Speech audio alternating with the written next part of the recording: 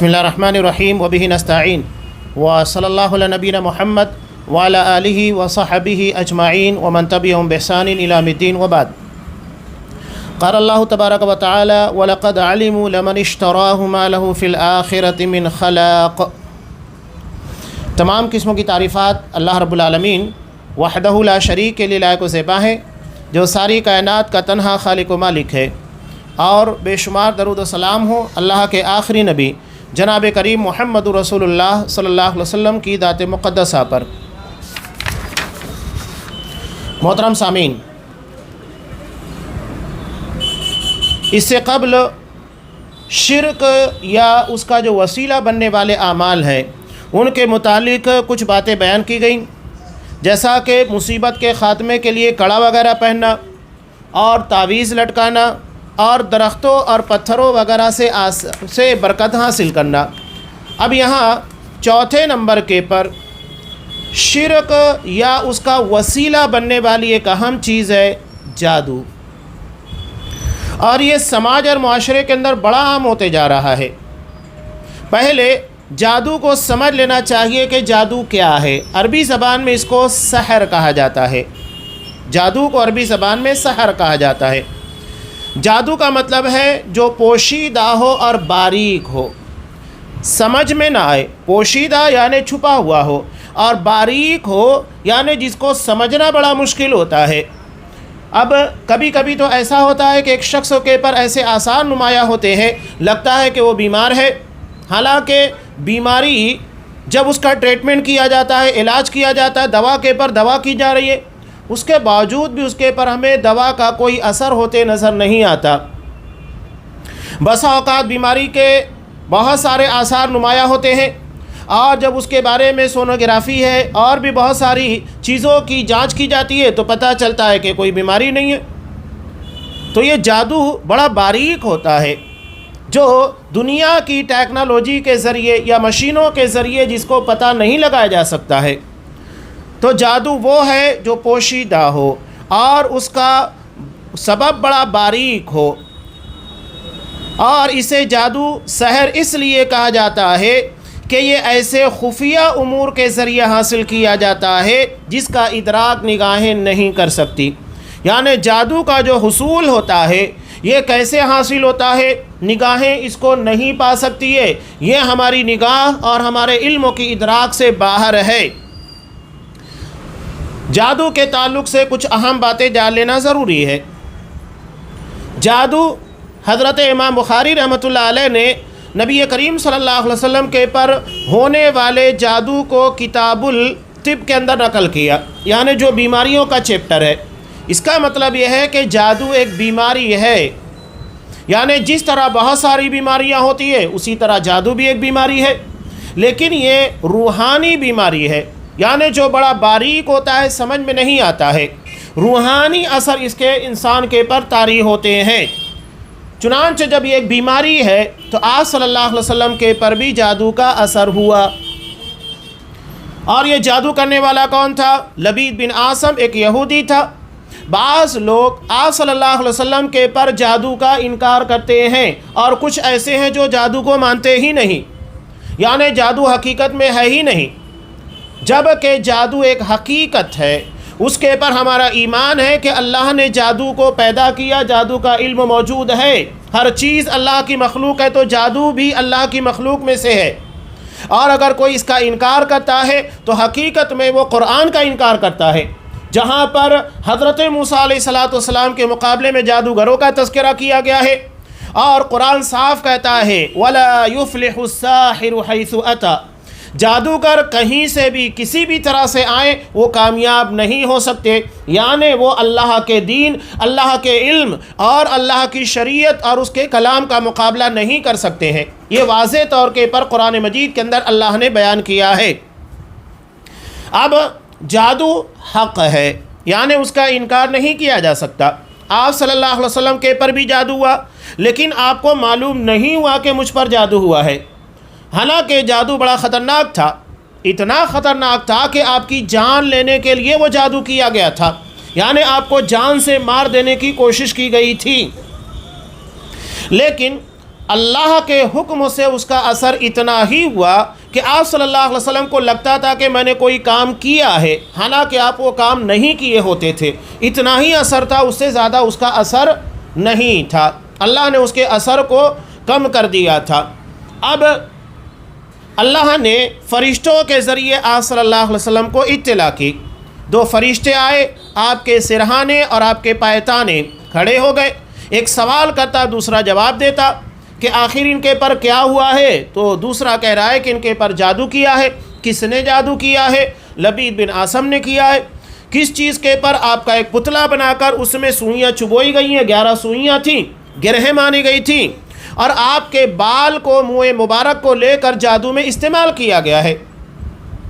اور اس کے بعد انہوں نے یہ بھی بتایا کہ وہ کس جگہ کے پر، کس کنویں کے اندر ہے۔ آپ صلی اللہ علیہ وسلم حضرت علی رضی اللہ تعالیٰ عنہ اور کچھ صحابہ کو لے کر گئے، وہاں سے اس کو نکالا، اور اسی کے خاتمے کے لیے سورہ فلق اور سورہ ناس نازل ہوئی۔ آپ صلی اللہ علیہ وسلم سورہ فلق اور سورہ ناس کی آیتوں کو پڑھتے جاتے، اور وہ جادو کی گرہیں ٹوٹتی جاتی، کھلتی جاتی اور ختم ہو جاتی، اور آپ صلی اللہ علیہ وسلم نے پھر اسے ذائقہ دینے کا حکم دے دیا۔ اب بتاؤ، آپ صلی اللہ علیہ وسلم کے پر جادو ہوا، آپ کو پتہ نہیں، اس کا مطلب یہ ہے کہ آپ عالم الغیب نہیں تھے۔ ایک بڑی بات تو یہ معلوم ہوئی کہ اگر آپ عالم الغیب ہوتے تو آپ کے پر جادو کرنے والے کو بھی پہچان لیتے، آپ کے پر جادو ہوا ہے آپ کو یہ بھی معلوم ہو جاتا، سب آپ کو پتہ لگ جاتا، لیکن ان ساری چیزوں کے بارے میں آپ کو علم نہیں تھا۔ یہی اس بات کی دلیل ہے کہ آپ صلی اللہ علیہ وسلم عالم الغیب نہیں تھے۔ دوسری اہم بات، آج ہمارے ہاں پر رقیہ کرنے والے، چاہے وہ دعویٰ کرے کہ ہم شرعی طور پر کرتے ہیں قرآن و حدیث کے مطابق، یا وہ اس کا دعویٰ نہ کرے، چاہے جھاڑ پھونک سے منتر، یا بہت سارے لوگ سفلی علموں کے ذریعے کرتے ہیں، تو ان لوگوں کے پاس ایسا کون سا علم ہوتا ہے کہ فوری طور کے پر بتا دیتے ہیں کہ ہاں اس کے پر 1 جن ہے، 2 جن ہے، 4 جن ہے، یا اس گھر کے اندر اتنے جنات یہاں پر موجود ہیں؟ یہ کیسے بتاتے ہیں جب کہ آپ کو علم نہیں ہے، اور یہ ان لوگوں کو معلوم ہو جاتا ہے جاتے ساتھی کہ ہاں یہاں پر اتنے جنات ہیں، اس کے پر اتنا جن ہے، خبیث طاری ہوا ہے؟ یہ کیسے بتاتے ہیں؟ بہت بڑا اہم سوال ہے۔ جب نبی کو نہیں معلوم تو ان جیسے رقیہ کرنے والوں کو اس کا علم کہاں سے ہو جاتا ہے؟ یہ تو نعوذ باللہ ڈائریکٹ غیب کا دعویٰ ہے کہ ہم علم غیب رکھتے ہیں، غیب کی خبریں ہمیں معلوم ہے جو عام انسانوں کو نہیں دکھائی دیتی ہے، وہ ہمیں معلوم ہو جاتی ہے، اسے ہم دیکھ لیتے ہیں۔ یہ بڑا اہم مسئلہ ہے۔ کبھی کبھی ایک انسان کو اس طرح کے کوئی اثرات نہیں ہوتے، یعنی اس کے پر نہ جادو ہوا ہے اور نہ ہی جن اسے پریشان کر رہا ہے۔ عمومی طور کے پر شریر جن جو ہوتے ہیں، جس طرح انسانوں میں 2 طرح کے لوگ ہیں، ایک مسلمان ہیں اور دوسرے مشرک ہیں، اسی طرح جنات میں بھی 2 طرح کے لوگ ہیں۔ ایک مسلمان ہیں، وہ کسی کو پریشان نہیں کرتے، اس لیے کہ اسلام انہیں اس طرح کی تمام شرارتوں سے منع کرتا ہے، اور دوسرے وہ ہیں جو کہ شیاطین ہیں، یعنی جناتوں میں شریر لوگ، کفار ہیں، مشرکین ہیں، یہ عمومی طور کے پر مسلمانوں کو، عام لوگوں کو پریشان کرتے ہیں، اور ان لوگوں کو 2 موقع ملتا ہے انسانوں کے پر حاوی ہونے کا یا ان کے اندر داخل ہونے کا۔ پہلا ہے شدید خوف اور ڈر، اس بنیاد کے پر ان لوگوں کو موقع ملتا ہے۔ یہی وجہ ہے کہ عمومی طور کے پر وسوسہ ڈال کر جن جو ہوتا ہے یہ انسانوں کو ڈراتا ہے، اور ڈرانے کے بعد اس کے رونگٹے کھڑے ہوتے ہیں اور وہ ڈرتا ہے، اور پھر اسے موقع ملتا ہے اسی رونگٹے کے ذریعے سے وہ انسان کے جسم میں داخل ہو جاتا ہے۔ اللہ نے بڑی عجیب و غریب مخلوق بنائی ہے جو انسان کے جسم کے اندر داخل ہو جاتا ہے۔ مسلم کی روایت میں ہے کہ شیطان یجری مجرى الدم، انسان کے خون کی رگوں میں دوڑتا ہے۔ اللہ نے اسے اتنے اختیارات عطا کیے، وہ ہمارے دماغ کے پر پہنچ جاتا ہے، اس کے پر قابض ہو جاتا ہے۔ تو جنات بھی حقیقت ہے، جادو بھی حقیقت ہے، لیکن یہ جو لوگوں کے درمیان کیا جاتا ہے، ڈائریکٹ بتا دیا جاتا ہے اس کے پر اتنے جنات ہیں، نہیں، ایسا کچھ نہیں ہے۔ جب تک جن اس کے پر حاضر ہو کر ایمانداری کے ساتھ نہیں بتائے تو کیسے ثابت ہوگا؟ شریعت نے اس کے لیے ضابطہ رکھا، تو آپ صلی اللہ علیہ وسلم نے سورہ فلق، سورہ ناس پڑھا، آپ کے پر جادو کا اثر ختم ہو گیا۔ یہ روایت کو بیان کرنے کا مقصود یہ تھا، سب سے پہلی بات تو یہ معلوم ہوتی ہے کہ جادو برحق ہے، تبھی آپ صلی اللہ علیہ وسلم کے پر ہوا۔ کچھ لوگ آپ صلی اللہ علیہ وسلم کے پر جادو کا انکار کرتے ہیں کہ نہیں آپ کے پر جادو نہیں ہوا تھا، اور وہ لوگ اعتراض کرتے ہیں، شبہ پیش کرتے ہیں، چلو ٹھیک ہے آپ کے پر جادو ہوا، تو آپ کے پر جتنے دنوں تک جادو کا اثر تھا تو اس ٹائم آپ شریعت کی جو باتیں بیان کر رہے تھے تو وہ کیا تھی؟ اس لیے کہ آپ کے پر جب جادو ہوا ہے تو پھر وہ باتیں شریعت کی نہیں ہوگی جو آپ بیان کر رہے ہیں۔ جادو کا اثر آپ صلی اللہ علیہ وسلم کے پر ایسا نہیں تھا کہ 24 گھنٹے اس کا اثر ہو، بس کبھی کبھی آپ کو محسوس ہوتا کہ کوئی کام میں نے کیا جبکہ وہ کام آپ نہیں کیے ہوتے تھے، اور جب جادو کا اثر ختم ہو گیا تو اگر وہ باتیں جیسا کہ لوگ اعتراض کرتے بالفرض شریعت کے خلاف یا شریعت کی وہ باتیں جو نہیں تھی آپ نے بیان کی، تو کیا اللہ آپ کی حفاظت نہیں کر رہا ہے؟ آپ معصوم ہیں، شریعت کے معاملے میں اللہ نے آپ کو معصوم بنایا ہے، تو ناممکن چیز ہے کہ جادو کے اثر کے باوجود آپ شریعت کے اندر کسی قسم کی خامی کرے۔ سوال ہی نہیں پیدا ہوتا کہ آپ سے کوئی غلطی ہو، خطا ہو۔ اللہ نے جتنا اثر تھا اتنا ہی رکھا، اس سے شریعت کے پر کوئی اثر نہیں ہوتا۔ یہ صرف لوگوں کی طرف سے اٹھائے جانے والے فضول شبہات ہیں، اعتراضات ہیں، جن کی اصل کوئی حقیقت نہیں ہے۔ تو جادو آپ صلی اللہ علیہ وسلم کے پر ہوا تھا اور جادو حق ہے، اور آپ صلی اللہ علیہ وسلم کو جب بتایا گیا تب آپ کو جادو آپ کے پر سے ختم ہوا، اور اس کے توڑ کے لیے اللہ نے 2 سورتیں نازل کی، سورہ فلق اور سورہ ناس۔ یہ خاص طور سے جادو کے اثرات کو ختم کرنے کے لیے اللہ کا کلام، اس کے مقابلے میں دنیا کی کوئی کتنی بڑی طاقت آ جائے اس کا مقابلہ نہیں کر سکتی، کوئی کتنا بھی بڑا شیطان ہو، جن ہو، وہ اللہ کے کلام کا مقابلہ نہیں کر سکتا ہے۔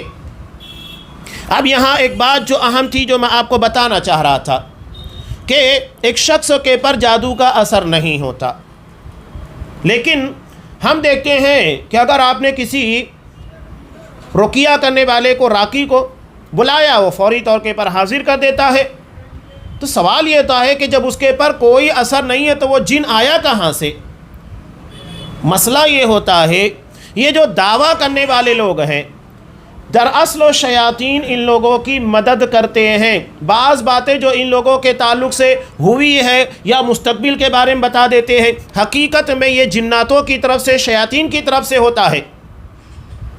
اور یہ جو دعویٰ کر رہے ہیں کہ ہم کتاب و سنت کے مطابق کر رہے ہیں، نہیں، کتاب و سنت کے مطابق اگر ہو تو ایسا نہیں ہو سکتا، یا علم و غیب کے دعوے آپ نہیں کر سکتے، یا اس کے ساتھ پہلے کیا ہوا تھا وہ آپ نہیں بتا سکتے۔ اب یہاں جو سوال پیدا ہوتا ہے کہ ایک انسان کے پر جادو کا اثر نہیں ہے، اس کے باوجود اس کے پر جن کیسے سوار ہوتا ہے، حاضر کیسے ہوتا ہے؟ تو اصل میں یہ خود جنات کے اور شیاطین کے تابع چلے جاتے ہیں، اور وہی ان کے تابع رہنے والا، یعنی ان کی مدد کرنے والا، یہ جن اس کے پر آ جاتا ہے، اور بتانے کا مقصود یہ ہوتا ہے کہ دیکھو یہ راقی اور یہ بابا کتنا پہنچا ہوا ہے، فوری طور کے پر جن کو حاضر کیا، اور حاضر کرنے کے بعد وہ کہتا ہے کہ اسے چھوڑ دے، ایسا کر دوں گا، بھسم کر دوں گا، یہ کر دوں گا، وہ کر دوں گا، اور پھر وہ جن بھاگ جاتا ہے اور یہ اپنا کام بنا لیتا ہے، کچھ روپیے ایٹ لیتا ہے اور ان کے ایمان کا سودا کر لیتا ہے۔ قرآن مجید جس کے تعلق سے کہتا ہے سورہ توبہ میں، یہ یہود اور نصارہ کے ان بزرگوں کی اور نام نہاد علماء کی حالت تھی کہ یأکلون اموال الناس بالباطل ویصدون عن سبیل اللہ، لوگوں کا مال ناجائز طریقے سے کھاتے تھے اور اللہ کے راستے سے روکتے تھے، یہ ان کی حالت تھی۔ آج کے کام کرنے والے یہ لوگ وہی ہیں، یہ جھاڑ پھونک کرنے والے، رقیہ کرنے کروانے والے جو غیر شرعی طریقے پر کرتے ہیں۔ جو شرعی طریقے پر اگر کر رہے ہیں ضرورت کے تحت تو ایک الگ مسئلہ ہے، اس کے جواز کی شکلیں موجود ہیں، لیکن جو غیر شرعی طریقے کو اپنائے ہوئے ہیں یہ ان لوگوں کے معاملات ہیں۔ اب یہاں حضرت امام ابو داؤد رحمۃ اللہ علیہ نے ایک روایت کو نقل کیا ہے، اس روایت کو سامنے رکھیں گے تو بات اور واضح ہو جاتی ہے کہ کس طرح شیاطین ہمارے ایمان اور ہمارے عقیدے کو خراب کرنے کی کوشش کرتے ہیں۔ حضرت عبداللہ ابن مسعود رضی اللہ تعالیٰ عنہ، ان کی بیوی کی آنکھ میں تکلیف تھی، اب یہ ایک یہودی کے پاس گئی، اب وہاں جانے کے بعد اس نے کچھ منتر پڑھا جس کی وجہ سے وہ تکلیف ختم ہو گئی۔ حضرت عبداللہ ابن مسعود رضی اللہ تعالیٰ عنہ نے پوچھا کہ تمہاری آنکھ میں تکلیف تھی وہ کیسے کم ہوئی؟ تو کہنے لگی فلاں یہودی کے پاس گئی، اس نے منتر پڑھا اور اس کے بعد دم کیا، بیماری ختم ہو گئی۔ یہ ذہین لوگوں کی علامت ہوتی ہے۔ اللہ جن لوگوں کو دین کی بصیرت عطا کرتا ہے، حضرت عبداللہ ابن مسعود رضی اللہ تعالیٰ عنہ نے کہا کہ وہ شیطان ہے، تمہیں تکلیف پہنچاتا ہے تاکہ تم غلط آدمی کے پاس جاؤ، غیر شرعی طریقے کے پر دم اور علاج کرنے کی کوشش کرو، جب تم وہاں پر جاتی ہو اس کا مقصد پورا ہو جاتا ہے اور وہ تمہیں چھوڑ دیتا ہے۔ اگر تمہیں اس طرح کی کوئی تکلیف ہو تو آپ صلی اللہ علیہ وسلم نے جو دعا سکھلائی ہے وہ دعا پڑھا کرو۔ آپ صلی اللہ علیہ وسلم نے دعا سکھلائی ہے، اذہب الباس رب الناس واشفی انت الشافی لا شفاء الا شفاؤک شفاء لا یغادر سقما، کہ اللہ اس بیماری کو ختم کر دے، تیرے علاوہ بیماری کو ختم کرنے والا کوئی نہیں ہے، تو ایسی شفا دے کہ اس شفا کے بعد کوئی بیماری کا نام و نشان باقی نہ رہے۔ کتنی پیاری دعا ہے، اللہ سے مدد مانگی جا رہی ہے، جب ہے کہ یہاں غیر اللہ سے مدد مانگی جاتی ہے جو کہ کھلا ہوا شرک ہے، شرک اکبر ہے، اللہ کے علاوہ سے مدد طلب کی جا رہی ہے۔ تو یہاں ایک بہت بڑا دھوکہ لوگوں کے درمیان ہوتا ہے، فوری طور کے پر جن کو حاضر کرتے ہیں اور اس کے بعد اپنا جو کام کرنا تھا کر کے نکل گئے، اور لوگ سمجھتے ہیں کہ ہاں اس کے پر جن تھا، یہ تھا، وہ تھا، اور اس کی وجہ سے کام ہوا۔ اللہ کے علاوہ ان لوگوں کے پر عقیدے بڑھ جاتے ہیں، جب کہ آپ صلی اللہ علیہ وسلم نے اس کا طریقہ بتایا۔ سورہ فلق ہے، سورہ ناس ہے، آیت الکرسی ہے اور سورہ فاتحہ ہے، یہ ان تمام قسموں کی روحانی بیماریوں کے علاج کے طور کے پر نازل بھی ہے۔ تو یہ جادو کے تعلق سے کچھ اہم باتیں تھیں جو میں نے آپ کے سامنے رکھی ہیں۔ تو ایک اور اہم بات، جادو جیسا کہ میں نے کہا کہ حق ہے، یعنی اس کے پر ہمارا ایمان ہے، لیکن اس کا علم حاصل نہیں کیا جا سکتا۔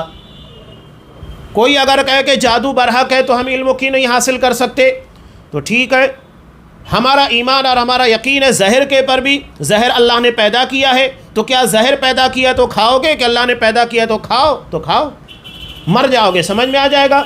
تو ایسے ہی دراصل جادو بھی ہے، اللہ نے آزمائش کے طور پر اس کا علم رکھا ہے، لیکن اسے حاصل نہیں کیا جا سکتا، اسے سیکھا نہیں جا سکتا ہے۔ یہ بات بہت اہم ہے، اس پر توجہ دینا چاہیے۔ اب دیکھیے یہاں پر آگے صاحب کتاب بیان کر رہے ہیں کہ یہ دم، جھاڑ پھونک، منتر کو پڑھا جاتا ہے۔ جادو کے اندر دوائیں اور دھونیاں جو کہ علاج کے وقت مریض کو دی جاتی ہے، عمومی طور کے پر یہ لوگ ایسا کرتے ہیں، جبکہ شرعی طریقے کے پر رقیہ میں ان تمام چیزوں کا استعمال نہیں ہوتا ہے۔ اب اس کے اثرات دلوں پر اور بدن پر ہوتے ہیں، دل کے پر ڈائریکٹ اس کا اثر ہوتا ہے اور بدن کے پر بھی، بس انسان اس کے اثر سے بیمار ہو سکتا ہے، یعنی جادو کی وجہ سے بیمار ہو سکتا ہے، اور جادو کے ذریعے قتل بھی کیا جا سکتا ہے، یعنی اتنا زیادہ اثر انداز ہوتا ہے، اور میاں بیوی کے درمیان جدائی بھی ڈالی جا سکتی ہے۔ یہ سارے جادو کے اثرات ہیں، اور لیکن اس کا اثر اللہ کی تکوینی اور تقدیری اجازت سے ہوتا ہے۔ اللہ کی اجازت نہیں ہوگی وہ جادو اثر انداز نہیں ہوگا۔ اللہ کی اجازت کے بغیر جب ایک پتا نہیں گر سکتا تو جادو کا اثر کیسے ہو سکتا ہے؟ اللہ جب چاہے گا اس کا اثر ہوگا۔ یہ بطور آزمائش کے اللہ نے دنیا کے اندر رکھا ہے۔ یہ شیطانی عمل ہے اور اس میں بہت ساری چیزیں بغیر شرک کیے حاصل نہیں ہوتی جادو کی۔ میں نے پیچھے جادو کے تعلق سے جہاں پر باتیں آتی تھی بتایا بھی ہے کہ عمومی طور کے پر جادو کا جو علم ہوتا ہے یہ ہوتا ہے کہ آپ جتنا بڑا گناہ کریں گے اور جتنا بڑا گناہ والا کام انجام دیں گے اتنا بڑا شیطان آپ کی مدد کرنے کے لیے تیار ہوگا۔ جس طرح ہمارے یہاں بھی خاندان ہوتے ہیں، قبیلے ہوتے ہیں، برادریاں ہوتی ہیں، اسی طرح جناتوں کی بھی برادریاں ہوتی ہیں۔ جب کوئی جادو کا علم حاصل کرنے لگتا ہے تو جتنا بڑا گناہ کرے گا اتنا بڑا جو قبیلے کا سردار جن ہوتا ہے اتنے بڑے شیطان کو اس کے ساتھ لگا دیتا ہے مدد کرنے کے لیے۔ اب یہاں ایک اور اہم بات میں بیان کرنا اس موقع کے پر مناسب سمجھتا ہوں کہ جن کسی کے تابع نہیں ہوتے۔ بعض لوگ کہتے ہیں نا کہ میرے تابع میں، پیچھے تو شام نامہ کے اندر جو ہمارے یہاں کا مشہور اخبار ہے کہ یولا کسی شخص نے اپنے موکل کو بھیج دیا، موکل یعنی جن، یعنی اس کے تابع رہنے والا۔ یہ صرف فضول باتیں لوگوں کو گمراہ کرنے والی۔ لوگ کہتے ہیں کہ میرے تابع اتنے جن ہیں، اتنے موکل ہیں، 2 ہیں، 4 ہیں، تو میں بھی کہہ سکتا ہوں کہ میرے پاس 10 ہیں، کون آتا ہے دیکھنے کے لیے؟ یہ تو صرف دعوے ہیں لوگوں کو گمراہ کرنے کے لیے. ایسا ہوتا ہی نہیں ہے کہ جن کسی کے تابع ہو جائیں. حضرت سلیمان علیہ السلام نے اللہ سے دعا مانگی تھی کہ اللہ مجھے ایسی حکومت عطا کر لا ینبغی لأحد من بعدی، میرے بعد کسی کے لیے مناسب نہ ہو، زیب نہ دے، یعنی ایسی حکومت میرے بعد کسی کو نہ ملے. اللہ نے انہیں جناتوں کے پر اختیارات دیے تھے، جنات ان کے تابع تھے، ان کے حکم کے پر بڑے بڑے محلات تعمیر کرتے تھے، بڑے بڑے کام کرتے تھے، سمندر کے اندر جا کر ڈبکیاں لگا کر موتیاں باہر لاتے تھے، جواہرات لے کر آیا کرتے تھے. انہیں بیڑیوں کے اندر جکڑ کر رکھا گیا تھا. تو اللہ نے جن کو ان کے تابع کر دیا تھا، لیکن وہ کیا دعا مانگے تھے؟ میرے بعد یہ اختیارات کسی کو نہیں ملنا چاہیے. یہ ان کی دعا تھی، اللہ نے دعا قبول کی تھی. اب بخاری کی روایت میں ہے کہ ایک مرتبہ ایک شیطان آپ صلی اللہ علیہ وسلم کے پر نماز کے پر حملہ آور ہوا. اللہ نے آپ کو اختیار دیا، یہاں تک کہ نماز کی حالت میں آپ صلی اللہ علیہ وسلم نے اس کو پکڑ لیا. جب آپ نے اس کو پکڑا تو اس کی زبان باہر نکل گئی. آپ نے کہا کہ اس کی زبان کی تراوٹ میں نے اپنے ہاتھوں کے پر محسوس کی، اور اللہ نے آپ کو اختیار دیا تھا. آپ صلی اللہ علیہ وسلم نے کہا کہ میں نے چاہا کہ اسے مدینہ میں کسی کھمبے سے باندھوں تاکہ مدینہ کے بچے اسے دیکھ لیں، لیکن مجھے میرے بھائی حضرت سلیمان علیہ السلام کی دعا یاد آ گئی کہ اللہ مجھے ایسی حکومت، ایسے اختیارات عطا کرنا جو میرے بعد کسی کو نصیب نہ ہو. تو میں نے اسے چھوڑ دیا. تو جب نبی کو اختیار ملنے کے بعد آپ نے اس کے پر عمل نہیں کیا تو آپ کے بعد یہ اختیار کس کو مل سکتا ہے؟ کسی کو نہیں مل سکتا ہے. اللہ نے آپ کو خصوصی طور کے پر اختیار عطا کیا تھا، آپ کے بعد یہ اختیار کسی کو نہیں ملا ہے. لہذا یہ دعویٰ جو لوگ کرتے ہیں کہ جن ہمارے تابع ہیں یا اتنے موکل ہمارے تابع ہیں، یہ صرف فضول دعوے ہیں، گمراہ کرنے والے دعوے ہیں.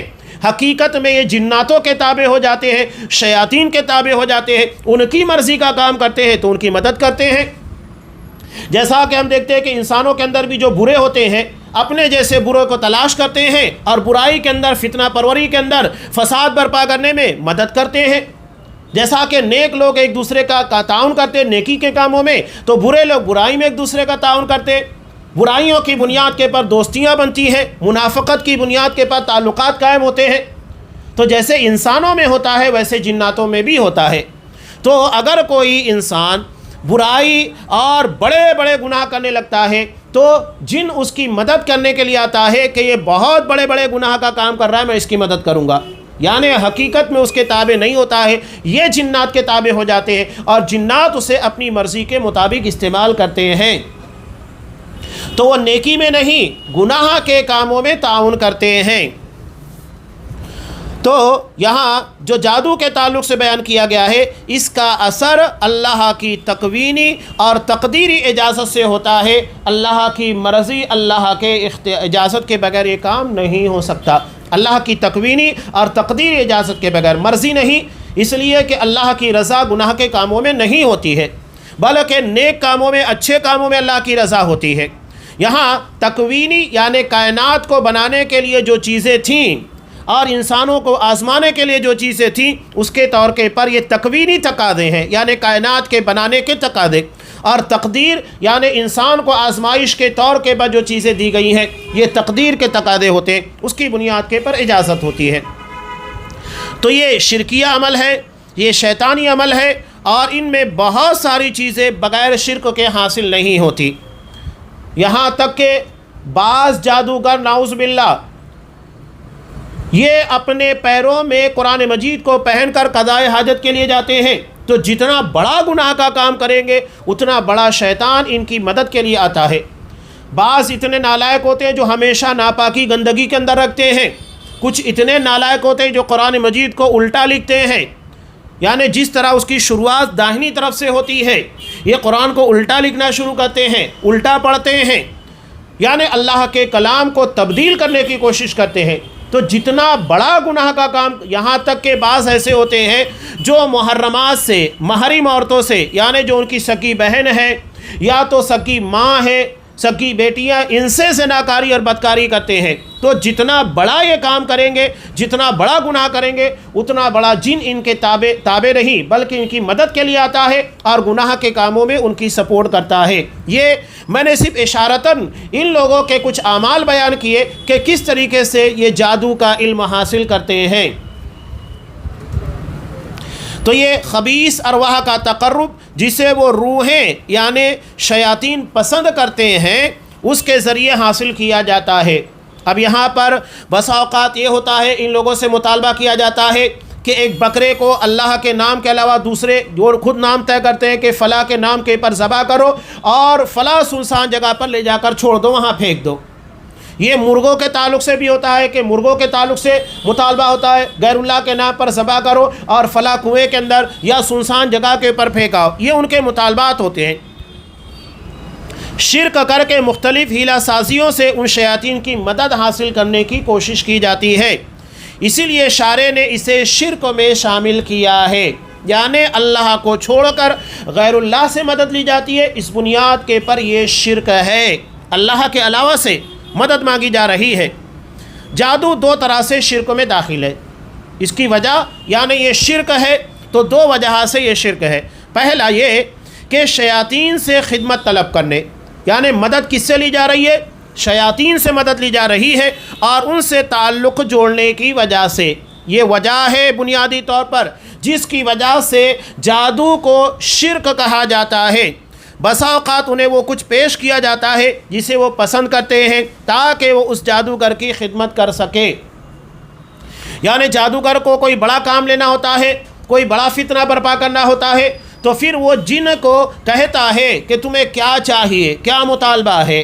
اب وہ جو مطالبہ کرتا ہے، جیسا کہ میں نے کہا کہ ٹھیک ہے ایک بکرا لو اور فلاں کے نام کے پر ذبح کرو، کنویں کے اندر یا کسی ندی کے اندر یا تو کسی سنسان جگہ کے پر چھوڑاؤ یا کسی مرغے کو ذبح کرو غیر اللہ کے نام کے پر۔ اب یہاں خود آپ دیکھیے، غیر اللہ کے نام کے پر ذبح کرنا یا غیر اللہ کے لیے ذبح کرنا یہ بھی شرک ہے، اور اس کے بعد یہ اللہ نہیں بلکہ شیطان کے حکم کے پر کام کیا جاتا ہے۔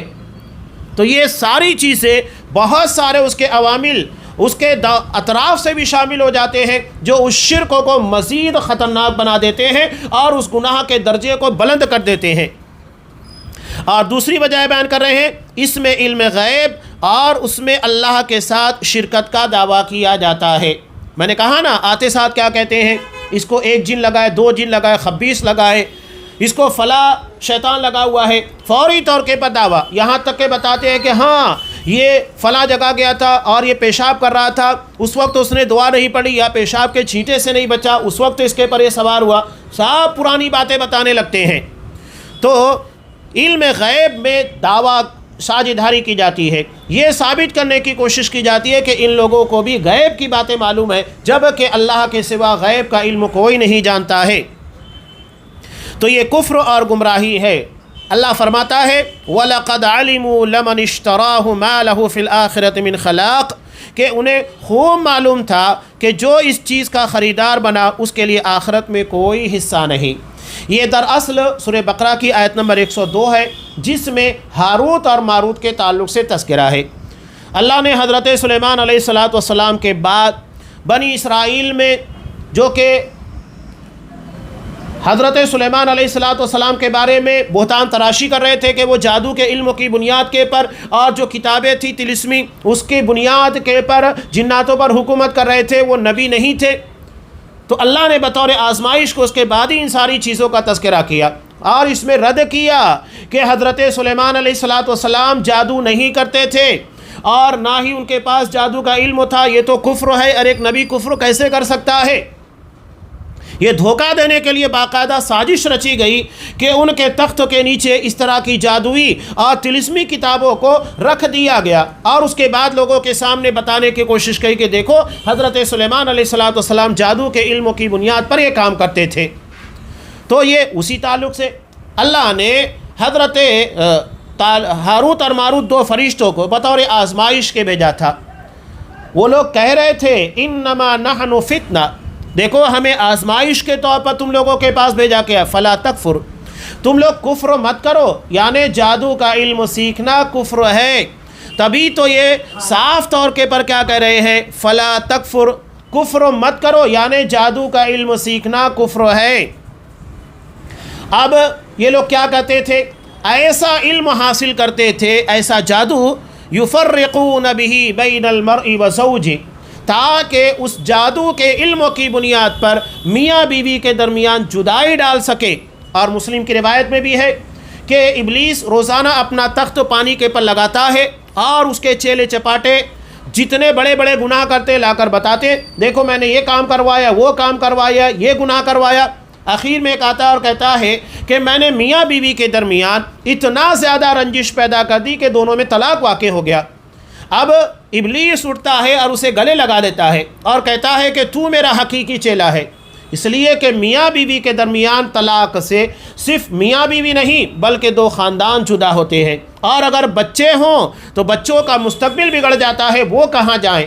ماں باپ کی لڑائی میں، ان کے درمیان کی جدائی میں ان لوگوں کا مستقبل داؤ پر لگ جاتا ہے۔ تو یہ کوئی چھوٹا معاملہ نہیں ہے، بلکہ دو خاندانوں کے درمیان تناؤ پیدا کرنے اور ان دونوں کے درمیان تفریق ڈالنے والا عمل ہے۔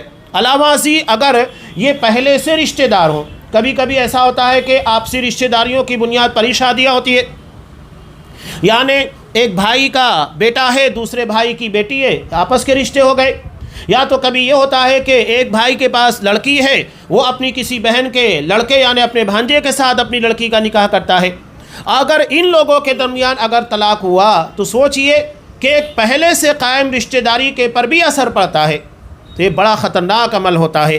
قرآن کہتا ہے کہ یہ لوگ ایسا علم حاصل کر رہے تھے، ما لہ فی الآخرۃ من خلاق، جس کا آخرت میں کوئی حصہ نہیں تھا۔ اس ضمن میں حضرت ابو ہریرہ رضی اللہ تعالیٰ عنہ سے مروی ایک روایت بھی ہے، نبی کریم صلی اللہ علیہ وسلم نے ارشاد فرمایا، بخاری کی روایت ہے، آپ صلی اللہ علیہ وسلم نے کہا کہ 7 ہلاک کرنے والی چیزوں سے بچو، 7 ہلاک کر دینے والی جو ہمارے سارے نیک اعمال کو ضائع کر دے گی یا ہماری آخرت کی تباہی کا ذریعہ بنے گی۔ سب سے پہلی چیز ہے، آپ صلی اللہ علیہ وسلم سے جب لوگوں نے سوال کیا کہ اللہ کا رسول وہ 7 ہلاک کرنے والی چیزیں کون سی ہے، تو آپ صلی اللہ علیہ وسلم نے فرمایا اللہ کے ساتھ شرک کرنا۔ اس کے بعد آپ نے کہا جادو کرنا، یہ دوسرے نمبر کے پر بیان کیا، ہلاک کر دینے والی چیز ہے۔ اور تیسرے نمبر پر آپ نے بیان کیا اس نفس کو قتل کرنا، ناحق یعنی کسی کو قتل کرنا، اس نفس کو قتل کرنا جسے اللہ نے سوائے حق کے قتل کرنے سے منع کیا ہے، یعنی ناحق کسی کا مرڈر کرنا، خون کر دینا۔ چوتھے نمبر پر آپ نے بیان کیا سود کھانا۔ پانچویں پر آپ نے بیان کیا یتیم کا مال ناجائز طور پر کھانا، یہ بڑے گناہوں میں سے ہے۔ اور چھٹے نمبر پر آپ نے بیان کیا جنگ والے دن پیٹھ پھیر کر بھاگ جانا، اس سے بڑے نقصانات مسلمانوں کو اٹھانے پڑتے ہیں۔ پہلا یہ کہ افرادی قوت کم ہو جاتی ہے، دشمن کے حوصلے بلند ہوتے ہیں کہ دیکھو مسلمانوں کے لوگ بھاگ رہے ہیں، اور مسلمانوں کے حوصلے بھی اس کی بنیاد پر پست ہوتے ہیں، دیکھتے ہیں کہ ایک بھاگ رہا ہے تو دوسرا بھاگنے کی کوشش کرتا ہے۔ یعنی جیتی ہوئی جنگ دشمنوں کے مقابلے میں عزم و ہمت کے ساتھ ہم مقابلہ جیت سکتے تھے، یہ پیٹ پھیر کر بھاگنا ہماری جیتی ہوئی جنگوں کو ہار میں تبدیل کرتا ہے۔ اور ساتویں چیز آپ نے بیان کی پاک دامن بھولی بھالی مومنہ عورتوں پر تہمت لگانا۔ سورہ نور میں اللہ نے بیان کیا یہ لوگ ملعون ہے۔ کون لوگ ملعون ہے؟ یرمون المحصنات الغافلات المؤمنات، جو بھولی بھالی پاک دامن عورتوں کے پر بہتان لگاتے ہیں۔ یہ کوئی چھوٹا سا کام نہیں ہے، ہلاک کر دینے والا کام ہے۔ یہاں لوگ بڑی جسارت کے ساتھ کہہ کر نکل جاتے ہیں، تو یہ چھوٹا معاملہ نہیں ہے کہ آپ کسی بھولی بھالی پاک دامن عورت کے پر، لڑکی کے پر الزام لگا دیں، بہتان تراشی کر دیں اور اس کے بعد ہیرو بننے کی کوشش کریں۔ یہ زیرو ہیں، اپنے اعمال کو ضائع کر رہے ہیں۔ بلکہ یہاں پر بیان کیا آپ نے کہ یہ 7 ہلاک کر دینے والے، یعنی ایسا شخص ہلاک ہونے والا ہے، تو یہ 7 کام سے بچنا ہے۔ اس میں آپ صلی اللہ علیہ وسلم نے جادو کو بھی بیان کیا، یہ ہمارے اعمال کو ضائع کرنے والا، ہماری آخرت کو تباہ کر دینے والا ہے۔ جادو کے تعلق سے شارع نے اسی لیے حکم دیا ہے کہ جادوگر جو ہوتا ہے اسے قتل کیا جائے گا۔ شریعت میں جادوگر کی سزا قتل ہے، لیکن ایک بات یاد رکھیے، شریعت کو نافذ کرنا یہ حاکم وقت کی ذمہ داری ہوتی ہے، ہر کوئی اسے نافذ نہیں کر سکتا۔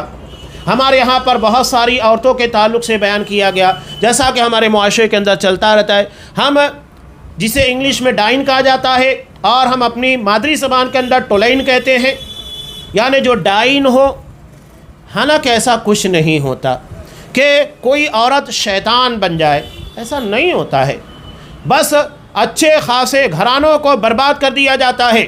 یہ عاملین اور یہ رقیہ کرنے والے، جھاڑ پھونک کرنے والے کہہ دیتے ہیں فلاں عورت کے بارے میں کہ وہ ٹولین ہے، ڈائن ہے، نتیجہ کیا ہوتا ہے؟ وہ اپنے گھر میں بھی مبغوض ہو جاتی ہے، اپنے رشتہ داروں کے درمیان، اپنے بچوں کے درمیان اجنبیہ بن جاتی ہے۔ تو لوگ کہہ دیتے ہیں بڑی آسانی کے ساتھ، اور ہمارے یہاں پر بھی لوگ کہتے ہیں کہ فلاں جگہ جا کر فلاں سادھو سے مسان کھائی کے پر فلاں جگہ جانے کے بعد عورتیں یہ ٹولین بننے کا ہنر سیکھتی ہیں۔ نہیں، بلا وجہ اس طرح کسی عورت کے پر الزام نہیں لگانا چاہیے۔ ٹھیک ہے، اگر کوئی عورت جادو کا علم سیکھ رہی ہے تو ہمیں اس سے مکمل طریقے سے کوشش کرنا چاہیے کہ وہ جادو کا علم نہ سیکھے، توبہ کر لے، اس لیے کہ یہ کفریہ عمل ہے، شرکیہ عمل ہے، لیکن بلا وجہ کسی عورت ذات کے پر اس طرح کا الزام نہیں لگانا چاہیے۔